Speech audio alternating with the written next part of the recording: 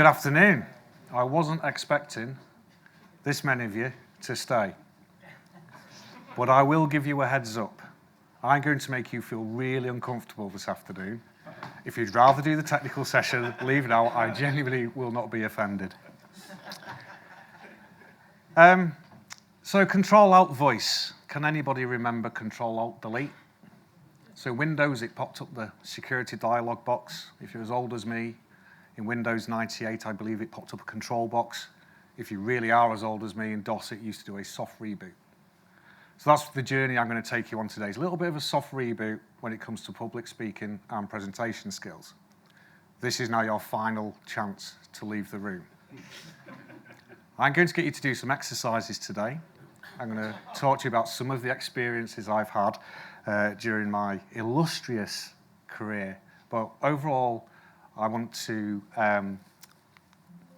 Neil. So he does this presentation about public speaking and the fear and the nightmares I had last night about what if things go wrong. It is up. It is now working. So why does it matter? Why does speaking in public matter? We run these days at an attention deficit. Attention spans these days are so short that when we're in a conversation either with colleagues at work, partners at home, all of a sudden there's the distraction back to the phone. How many of you have been in a meeting and been surrounded by laptops and you know that they're checking their email or they're responding to a Teams? Wow, okay, it's happening all the time. So we're in an environment these days of being failed to be heard.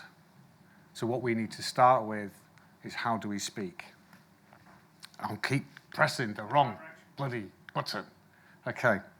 However, this creates a fear. And there's many components to, as I like to call it, the fear. The first one is standing up here and feeling really anxious. I feel really nervous right now. I'm genuinely shaking, my knees are wobbling a bit. I can feel my vocal is not quite warmed up enough because that's quite a difficult thing to get going. But that fear comes from effectively your brain. Your brain is a complex organ. It is made up of your prefrontal cortex. I'm not a brain scientist. You need to speak to the guys here about that who own the venue, but I'll give you my interpretation of it. Your prefrontal cortex is the thing that makes you human. It gives you rational thought. It gives you thoughts, it gives you a future, it gives you judgment. But then at the back of your brain, you have this thing called the amygdala. And the amygdala is effectively your caveman brain. It's really great being at this venue. I'm just hoping that they can't hear, because I'm probably getting all this wrong. But the amygdala is the thing that was, when we were cavemen growing up, it was the thing that would give you your fight or flight response. Now, it's okay to be scared of saber-toothed tigers. They are quite naturally scary things, but being stood on a stage or aiming to speak your part should not be feared. It is a learned behavior that we've done. The second fear is as human beings, we are designed to fit in the background. We are designed to be part of the audience. So when you're here, that's actually quite intimidating. And the third one is we might forget what we're about to say. We might think that people will think we're a fraud. We might get found out. I genuinely believe speaking is a fundamental human right, as is the right to be heard. Whether that's in love, with our colleagues, with our friends, whether it's stood on stage here, we have a right to be heard. And I want you to embrace that right to be heard. If you're stood up here and you're seeing all these great speakers today, and me, you can do this. It is not impossible. I started my career as a horrendous speaker, but it was something I latched onto and something that I've continued to develop to this day. And I just want to share that journey with you guys today and get you to do some really weird stuff. So this is me. I started my career as a young Citrix admin at a customer, and I used to have to do a weekly stand-up report, which was essentially a PowerPoint slide full of instant tickets from the week before, and it was a horrendous toe-curling exercise I loathed and detested. Later on in my career, I was fortunate enough to go to work at Computer Center as an architect, was presenting frequently in front of customers. And Computer Center was really good on its training, and they did a presentation skills course that I thought, this will make me better at PowerPoint. And I get there, and we were trained by an actor who was in the bill. And we didn't touch PowerPoint for 2 days, and he started me off on a journey of getting to where I am today, which is a reasonably confident, feeling slightly out of my comfort zone at the minute because I'm surrounded by all these industry greats, but I'm going to go with it anyway, kind of speaking. Life goes on, and I'd hit a particularly difficult point of my life and decided to become a stand-up comedian. I did a few gigs. It was in aid of cancer research, which is the gig you see here. This is me at the Glee Club. It's on YouTube. I'll take the likes. It's absolutely fine. That was a few years ago now. And what comedy taught me was that actually being on stage can be the most genuinely exciting thing that you can do. You get to command an audience. Look at you all. You're in my palm of my hands. This is amazing. And then as I graduated through to working at Citrix in pre-sales, and now where I am as Presales Director at iGel, I now believe that public speaking is one of the most fundamental, important skills that you can have. In a world today that's getting taken over every time I log on to BBC News, it's AI this, it's AI that, it's AI something else. That ability to connect at a human level, I think, will be one of the most critical employment skills, if not already, but certainly in the future. That ability to be able to resonate with an audience, to be able to bring people into your ideas, your values, and where you want to take the customer on that journey, or where you want to have a growing relationship with your partner. This wasn't meant to be a therapy session, but if we end up going down that road, then, you know, hey-ho. I believe fundamentally that most presentation skills courses, and if you've done them, I'd love to hear your thoughts and ideas either in the Q&A here at the end or maybe later on when we're having a beer. I believe most of them start in the wrong way. Traditionally, they will start with technique. This is the way you construct a story. This is how you should stand on the stage. This is how you should not use your notes. They tend to start with technique. From what I've learned over the years, actually, it needs to be presence. It needs to be in touch with your audience. It needs to give love out to your audience, to bring the audience in. To do that, then we establish a connection with our audience, and then we can focus on technique with our goal being of audience understanding. So what are we going to talk about today? This is where the audience participation piece is going to start going. So I'm going to take you through a series of micro experiments, as I like to call them, or getting you to make some really stupid noises and stuff. I'd love you to participate. It is entirely optional.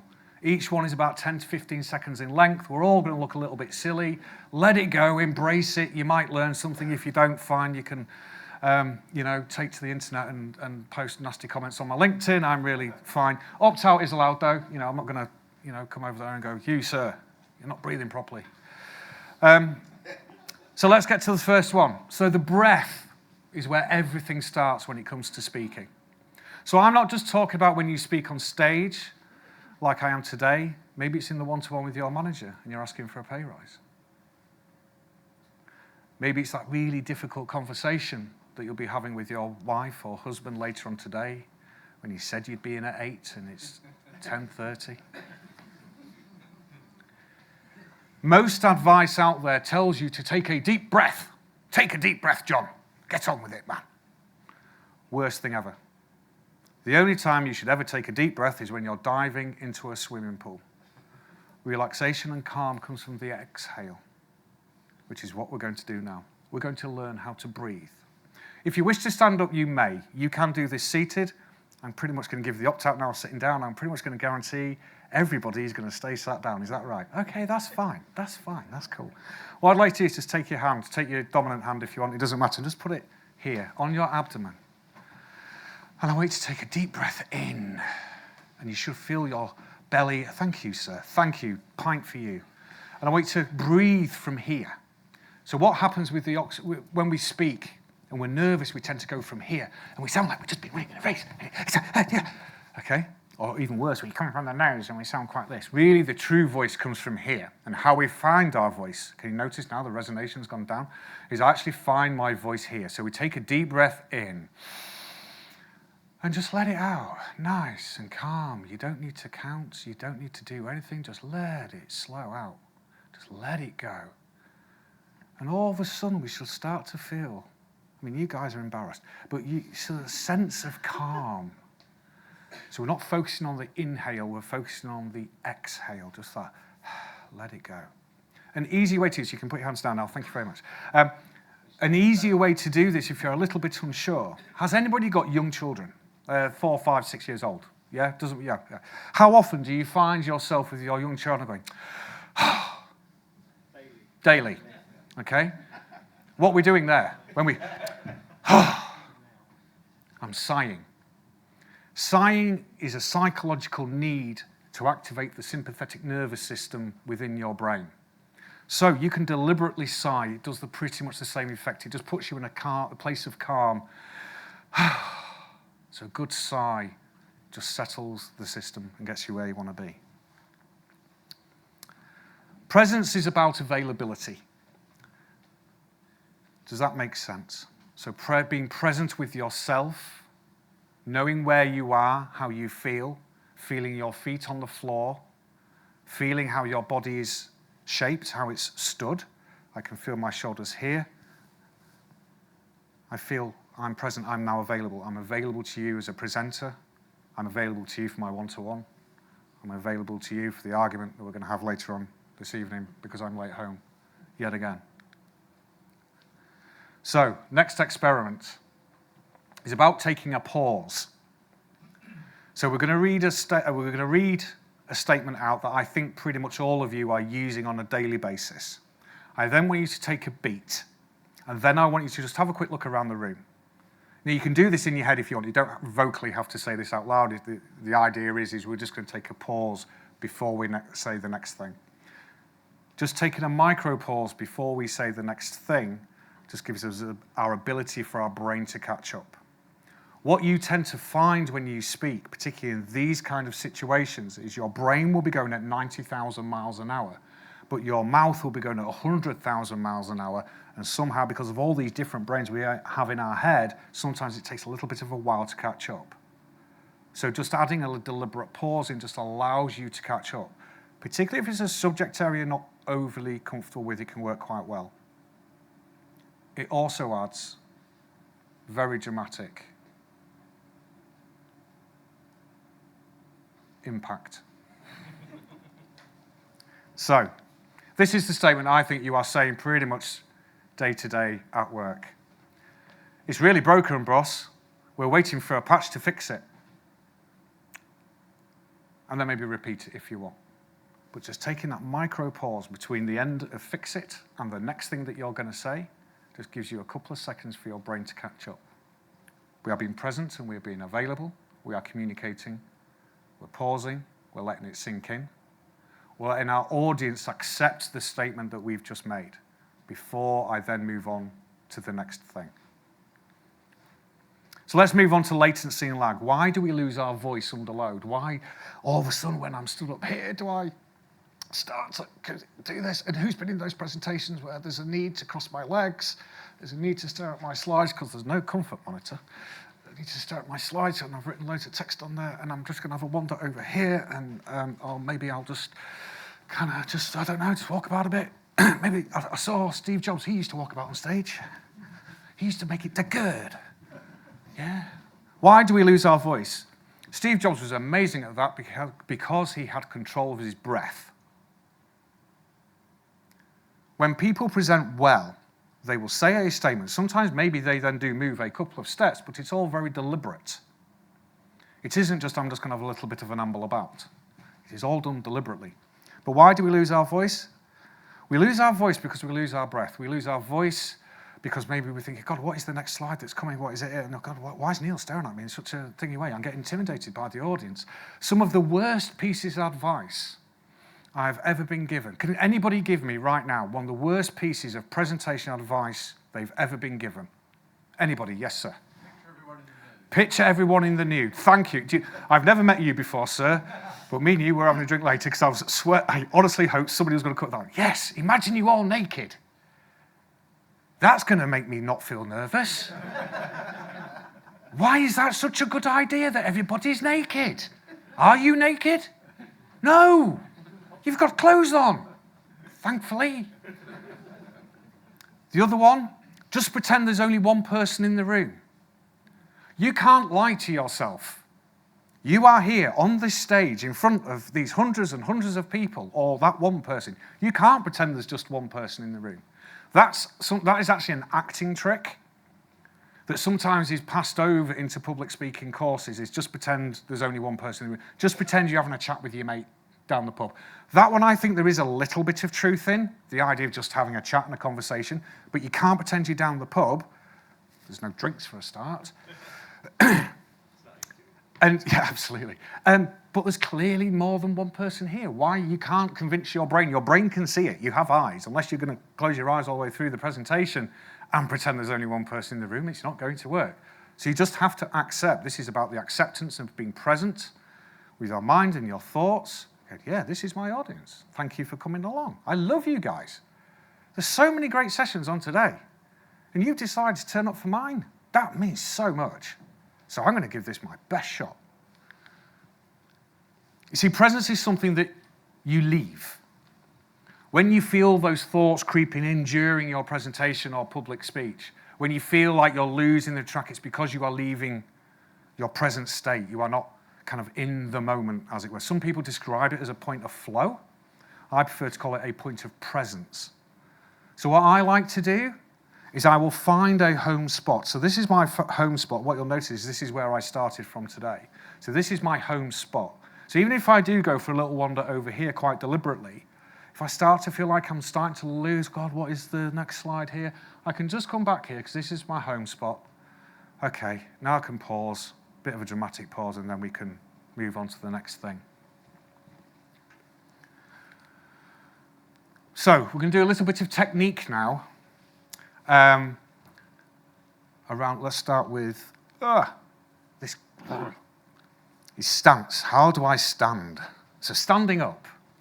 When I've trained my pre-sales team on this, it's module 1, how to stand up, and they all think I'm really stupid, but it is really true. We don't stand properly.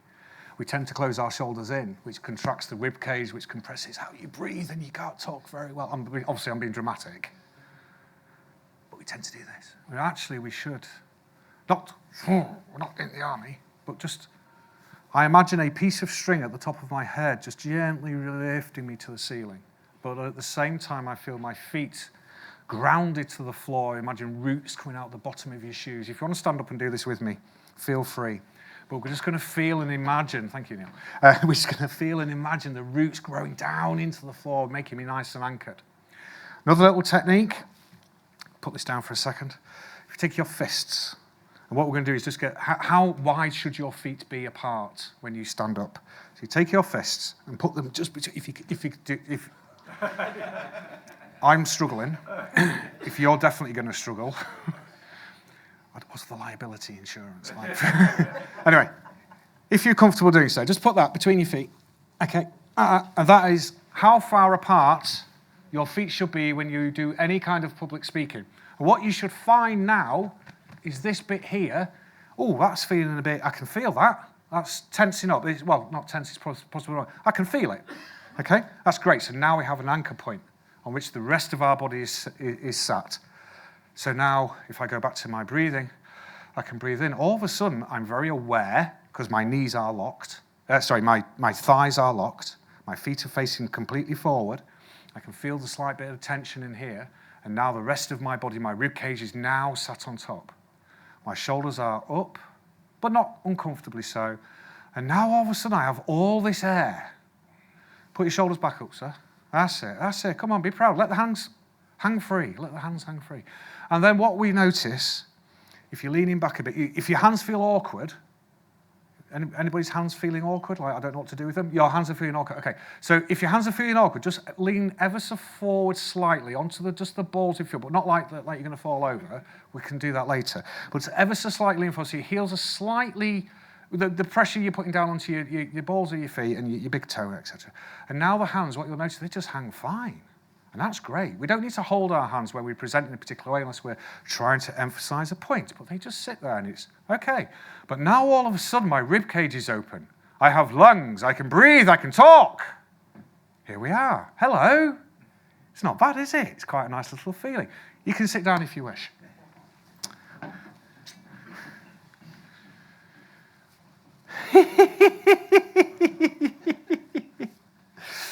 Okay, you can do this sat down, you can stand up if you quite enjoyed your newfound standing presence position. And we're just going to do some warming exercises.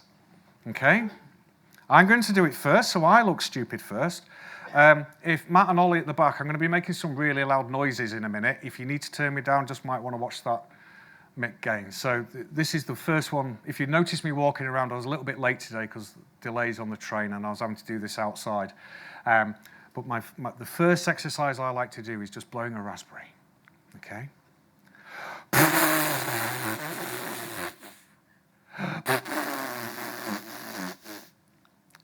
After me. Okay. You'll notice, oh, it feels good. It's like champagne for the tongue. It's amazing. It's getting out. All we do is just loosening the mouth. It's getting it a bit of like, okay? The other one I like to do as well is just chant. Hey, hey, hey, hey, hey, hey, hey, hey, hey. And then we can go, ha, ha, ha, ha, ha. As a stand-up comedian, that's how I used to get all my laughs. We can then do some tongue twisters. Big blue balloons bobble brightly. Betty bought a bit of butter. Purple paper people. Who wants to go? Come on. Bobble brightly. Okay. Did you notice the difference between these two lines, the baby Betty and the purple paper? They're doing different things to your mouth. So the reason why we have vocal warming up exercises is to get your mouth to orientate and get used to, because generally speaking, we always speak quite tensely in the jaw. And that's why sometimes when you present and you lock up, and we talked previously about that fear, tense and anxiousness, and it just crushes your voice. So actually just taking some deliberate practice to warm up, saying things like, baby Betty bought a bit of butter. He's getting my B sound. Same with crisp crackers crack quietly. Really quite difficult to get your mouth around. You can have a go. Clear communication creates confidence. And that's a great one. Just getting you, it's like going to the gym, but for your mouth. I mean, that's amazing, right? Strong speech sounds simple. Oh boy, is it not, brothers. And sisters, of course. Does anybody want to have a go? Should we just do the top one? Yeah. Crisp crackers crack quickly. Yeah? There's loads of these you can find. I have actually found ChatGPT is outstanding at creating tongue twisters for you. That's where I got these from. So by all means, explore that in your own time. But the deliberate practice of doing just some tongue twisters, blowing a raspberry, it sounds ridiculous, and getting your vocal up, like, hey, hey, hey. We're not trying to shout, we're trying to speak, but just getting the air moving, particularly if you can do it in your presentation spot. Just ha, ha. It's just warming you up. Has anybody ever run a marathon? Congratulations, sir. Anybody else? No? And done something really massively sporty that took loads of training? No. When you ran your marathon, sorry, sir, what was your name? Blaine. Blaine. How many weeks practice did you do before you ran your marathon? 20 weeks. If you just said none, you'd have crushed this next bit. Okay. Did you warm up before you ran the marathon, or did you just get out of bed and leg it? You warmed up first. Okay, absolutely. Why would we do anything different before we present? We are performing an exercise. We are physically trying to remember that we are present and engage with an audience. So why would we do anything different? We cannot, as human beings, just go from a seated position to standing up and practice like this without warming up. I'm going to move slightly now to what I've called outputs protocol. This is just one example that I found works really well. There are thousands of these, and we can have a talk about it in the Q&A if you are interested. So this is a way that we can communicate our message. So when you are on stage presenting, or you're in a stand-up and you need to communicate some facts, or you're in a one-to-one and you're asking for your pay rise. I don't know why I'm so obsessed with pay rises. It must be the time of year. But while we're trying to communicate that message, I'm terribly sorry I'm late home. Again, there are ways that we can structure this information. So I'm going to use, this is my demo, I'm going to use the example of the Apollo 11 moon landing. Are there any fellow Apollo 11 moon landing fans in the room? 1, 2, come on, Foggy, give me a 3. 3. There's 4 of us nerds here in the room. You've all heard of the Apollo 11 moon landing, and we all accept it happened. Great. Okay. In this finely drawn diagram, you will notice the moon lander is on its way to the lunar surface. In the final moments of the descent before the Apollo 11 moon lander, or Eagle, landed, there was a 1202 program alarm. In our world, we'd call that event ID 1202.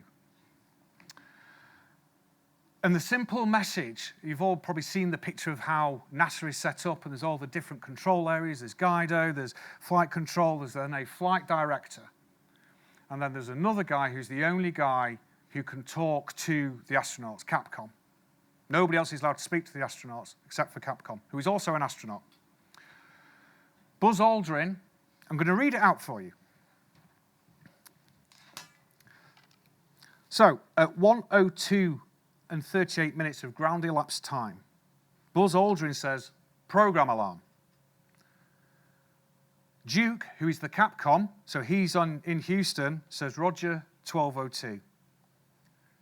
There's a brief pause in communication before Duke then turns around and says, we're good to go on that alarm. Perfect communication. The astronauts who are hurtling towards potential death now know whether they have the go to land, they not querying whether they should abort, they're good to go on that alarm. This is what I think happens in our world. Sometimes when we're faced with critical incidents, I'm going to put this into a work context, but critical instances at work where the proverbial has hit the fan, and you, the techie, or you, the program manager, or you, the sales rep, you've got that. This is what I think we tend to do. Okay, we're seeing a 1202 executive overflow. That indicates the guidance computer is exceeding its real-time processing capacity due to task saturation, likely tied to the rendezvous radar being fed directly into the system while we're in descent mode. The issue is that the ACG is attempting to prioritize multiple system failures. Bottom line, are we good to go or no-go? Well, it depends really on whether the restart protection logics will preserve critical tasks like guidance and navigation, but we haven't fully validated this exact scenario in the past. By that point, the moon lander is upside down in a ditch on the lunar surface. When I use this technique at work, and what I tell people I spoke with is, because I call it the news. So if anybody, please don't get on your phones right now, but next time you take, that wasn't a dig. Next time you get your phone out, take a look at BBC News or news website of your choice, and you'll notice every article is formed of a headline. Here's the headline. And there's always a brief summary paragraph, and then we get into the text. That is the way I believe one of the most primary drivers of how we should present. Start with the headline. I'm going to talk to you today about public speaking. We're going to do some really weird exercises. I hope you're not feeling uncomfortable about that. If you want to go, that's fine. If you don't want to do it, it's cool. Now let's get into the meat of the presentation. There are thousands that you can do. Cinderella is a good one if you're trying to tell a bit of a narrative arc. There's the way that Steve Jobs did the 2007 iPhone launch by going, tell me something terrible. Sorry, tell me something terrible. Tell me something good. Tell me something terrible. Tell me something good. An absolute inspirational talk. If you want to go through the full 2 hours of that iPhone launch, it is absolutely brilliant. The storytelling is outstanding. Importantly, I want you also to give yourself permission never to use a story or never use an analogy. You don't have to. There are a lot of presentation techniques saying you must wrap this up into a story or bring it to life and make it more human. That's true. That is absolutely true if the story is relevant. So the question is, yes, I must use a story. No. Is the story relevant? Q4 sales numbers were absolutely dreadful this week. It reminds me of a time when I used to work at ABC Corps and we had to fire 3 people and it was absolutely dreadful and everything was going really tough. Anyway, the focus for next year is, why is my story relevant? It isn't. Stories used with relevance. Give yourself permission never to use a story. So tomorrow, we are now approaching the end. The dumb exercises are over. I'm sure you're all sad. Oh. Is your 3-minute boot sequence. So I incorporate this into my morning routine after I'm brushing my teeth and trying to organise a 4-year-old. I'm not religious with it. I can't do it every single day, but I try to take a little bit of time outside of presenting to just learn how to breathe, to learn to exhale. I find that works for me in most stressful situations. So just remembering to exhale and not inhale just gives me a little bit of calm, bit of presence. The other one as well is Fothbok. Okay, we're going to do some Fothbok. This Fothbok is great. You need to be in a seated position. You'll be delighted to hear, but I need you to put both feet on the floor. So Fothbok is feet on floor, bum on chair. Perfect exercise for this room. So, close your eyes if you wish. You may keep them open. It's entirely to you. But I just want you to feel the fact that your feet are on the floor. Just take a second. Can you actually feel that your feet are on the floor? And now, can you feel that your bum is on the chair? Okay, if you want to come back. And I bet, until I asked you to do that, you'd never noticed. So if you ever want to come back to presence, my feet are on the floor, my bum is on the chair. Now I'm back. Okay, let's go. 1 sentence and then pause. I'd like a 20% pay rise, please. And if you don't give me it, I'm leaving. Just a little bit of a pause allows your brain to catch up, and maybe we don't say something so rational or irrational in the future. Never forget your home stance. So that idea that we're going to stand with our feet, is that 90 degrees? 2 fists apart. I'm going to sit my ribcage on top of my body, allow myself to breathe. And always remember, if you have to communicate something tricky, something difficult, start with a headline, introduction paragraph, and then what you get into. The best technical presenters I've ever seen will always come to a meeting with a technical appendix. This is the problem, boss. This is the decision I need you to make, boss. If you need any more technical detail on that, here it is. I don't want baffling with event ID 1202 program alarms in the context of, I just need to make a decision. So for me, speaking is an absolute right. I'd love to see you all at future EUC meetings stood up here using these principles I've spoken today and commanding and embracing and loving an audience. I would absolutely love to take your questions. I've got no idea how I am for time. Pause. I've been told, please scan the QR code, but it's now your turn to speak. So any questions? Yes, sir. So you talked about positioning and grounding and how you steady your voice. Mm-hmm. Trying to watch when you were moving. Okay. What do you do about vision? Do you tend to fixate on a position so that you don't, or are you scanning and looking to make... Oh, okay. Yeah, sure. Okay. That is a deliberate technique. So all I'm doing is I'm just bouncing around the room. Okay, I'm just bouncing around the room, and I felt like I came to you quite a few times. I think it's because you've got quite a recognisable beard, and that's lovely. And you look like a nice guy, right? So you find, I mean, I don't know you from Adam, right? But you're a nice guy. There's also a few people here I've worked with in the past. So Foggy, I've worked with in the past, so I can get comfortable checking with him. But it is just literally just bouncing around the audience. It's not particularly a technique of I go to you and then I go to this side of the room and I do that. I'm just chilling. I'm just diving out. As an exercise, if you want to get really uncomfortable, you need about 5 of you to do it. As an exercise to do, you can sit 4 people in a horseshoe, and then you stand in front of those 4 people and you say nothing. And for 2 minutes, just check in with each person and then just bounce around. It's really uncomfortable practice, but it does work. What you then tend to avoid, what you'll notice is when you carry on, people who are slightly disinterested, and there's been loads in this one, you tend to then avoid those, right? You just won't naturally then check in. I'm going to look at you all now, just so you think it was you. But yeah, for me, that is, you just start, but you have to deliberately make it a thing to check in. Cool, great, yes? So any tips for remote? I mean, most of our work now is Okay. no longer... Yeah, absolutely. I think remote is awful, just as a way to present. Is that just the reality of the world that we're in today? Yes, of course, absolutely it is. I think the feet on the floor, bum on the chair exercise, the way that you then... Have you got a standing desk? Yeah, well, I don't use it. That's too hard. He's got to stand up, innit, right? I think genuinely, if you, if I was doing a customer presentation, I think it was like 100 quid off Amazon. I got a chair that, I got a table that I could rise up and I could stand and do it. If I can do that, then I can still do a stance. What we're not trying to do online is trying to present like we do on the stage. It's a different format and needs different skills. Pausing, checking in. Do you do many calls where everybody turns themselves on mute and the camera's gone dead? Yeah? Find a way to get rid of that. Hey guys, we'll have a far better session today if we can all have our cameras on.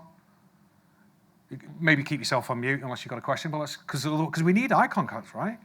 We've all done that, particularly those of us who may be working like for a software vendor thing. We all do those calls whereby everybody's just on mute, cameras are off, and you're like talking to a wall, and that is horrendous.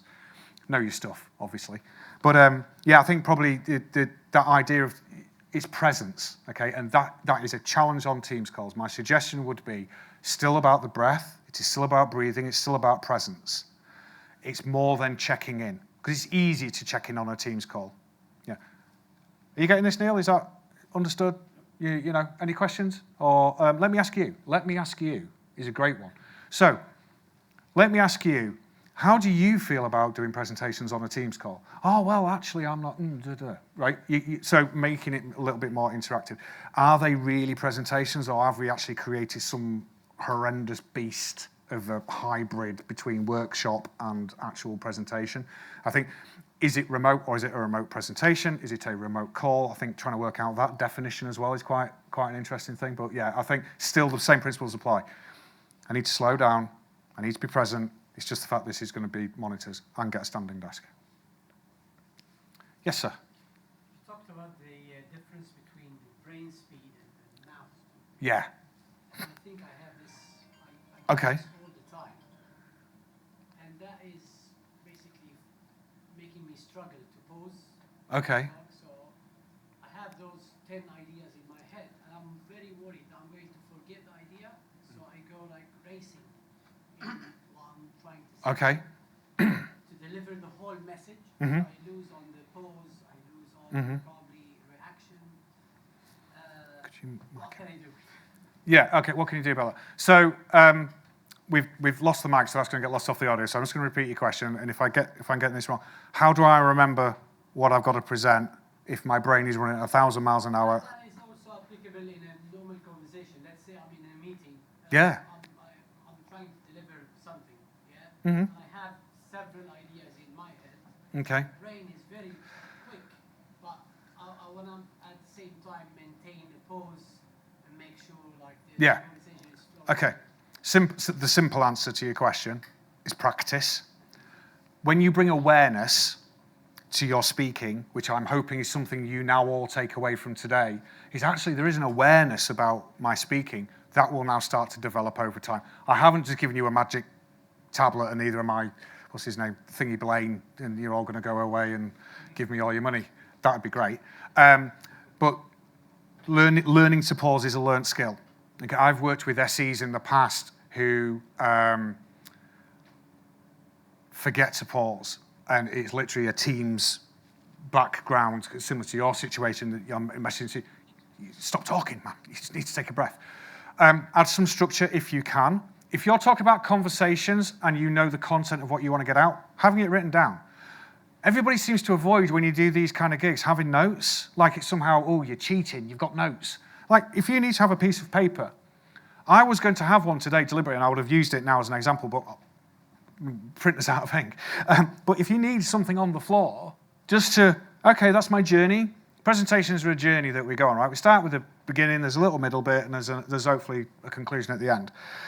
Having that mapped out and having it as a bit of a confidence piece of paper, absolutely fine, do that. If you're in a meeting, take a bit of structure with you. Right, I need to make that point, that point, that point, that. You're not going to change your brain, okay? And neither should we, because you're a beautiful person, you have a beautiful mind, and it's about not controlling, it's more about like, how do I embrace that, right? If you can start with your presence and your availability, so again, just little simple techniques about locking in the thighs, just awareness will hopefully take you to a pause, but practice it.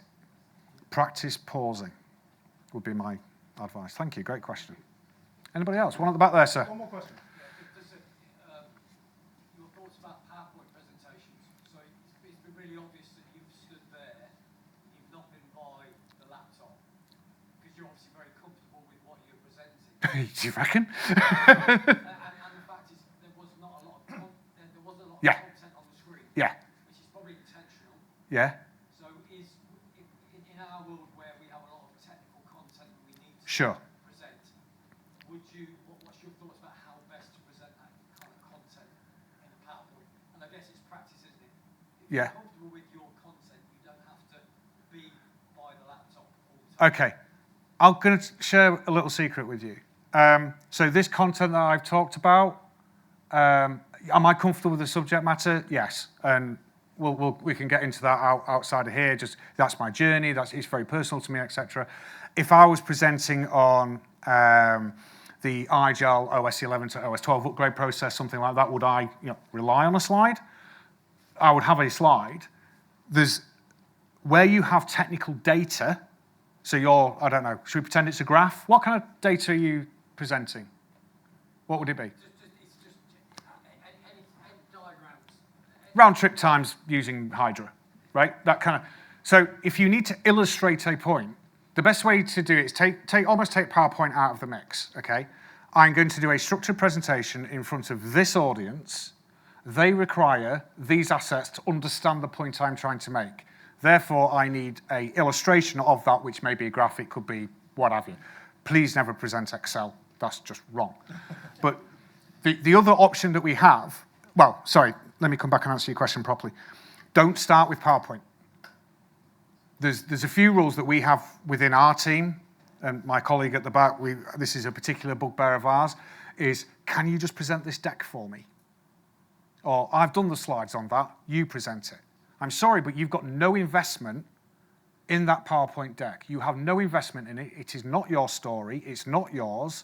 You're copying somebody else's homework. And that might sound quite like, oh, calm down, John. But you don't know it because you've not built it. So for me, when I design this particular presentation or any presentation I do, I start with an empty word sheet in Notion. Okay, and I will go, right, what do I want? What's my end game? What do I want? I want people to walk away from this thinking they can stand on this stage with a little bit of breathing, be able to communicate in an awesome way and feel mega about it. That's what I wanted out of this session. So now I start to track it back. What have I learned? Here's some techniques I have. Throw in a few jokes. Let's get them doing some stupid stuff. That's how it came together. So the journey should not start with PowerPoint. And I am guilty of it. I've done that this week. I've started with I need 45 minutes of content for a work thing. I will start with PowerPoint, but actually it's the worst thing that we can do. So what is it you need out of that? What do you need the audience to understand out of that data that you're presenting? Because it might be the fact you just need to say it or find a way around saying it. I'd love to pick that one up with you later if you've got a chance. That's a great question. Cool. Is that the last one? Yeah, thank you very much. Honestly, thank you so much. Yeah.